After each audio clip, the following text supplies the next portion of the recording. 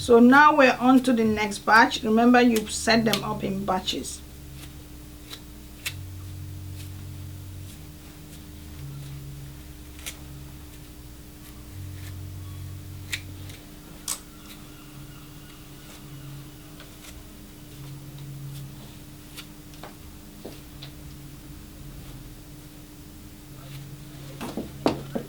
So again, use your guide of what you did previously and take that much off.